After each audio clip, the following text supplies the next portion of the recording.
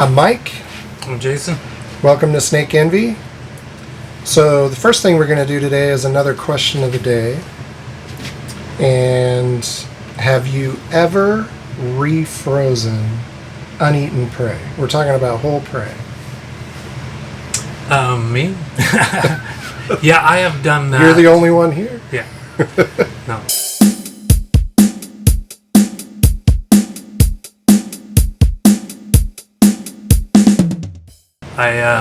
I have done it once. I had some large rats, medium rats, halfway unthawed. They were so cold, still like a little solid. But everything had eaten, and I had just like 10 medium rats. You put out too many to thaw. Yeah, and so I was like, since they were still cold, I did it, and they were a little gushy when I did it the next time. I don't like the idea of doing it. Yeah. And so, but I have done it once. So, yeah. I've done it a couple times over the years, and the only times I've done it is when I thawed something in warm water. So in my mind, it wasn't as dangerous because it hadn't been sitting out all afternoon, thawing at room temp, and so I thought, okay. And it just happened to be one of those weird, both times it was just one of those weird weeks.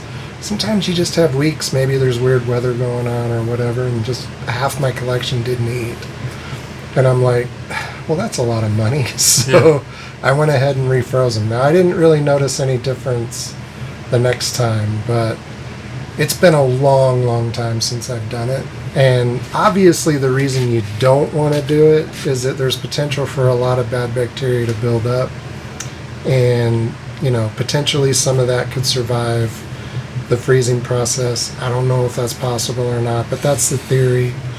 But it can also do, like you said, you kind of noticed it, changed it. So it's possible you're hurting the nutritional value. It's possible you're damaging some of the internal organs, things like that, when you thaw and refreeze. Now, I will say, have you used Reptilinks? I know I gave you a couple one time.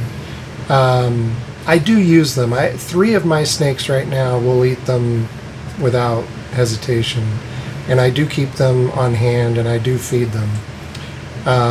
And what I like about them, by the way, is it's quail, rabbit, and quail eggs all ground together, whole prey.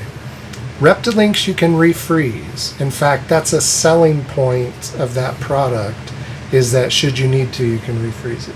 So I have refrozen Reptilinks several times, and I've noticed no issues at all in doing that. So just for what it's worth, if any of you are using that product or you've thought of looking into that product, you can refreeze it. But in general, we don't recommend refreezing prey. Right. So tell us in the comments, have you ever done it? Sometimes it seems like a lot of money down the drain. Would you recommend people do it? Did you notice any difference? Yep. And did you notice any difference in that refrozen prey? Thank you. Thanks.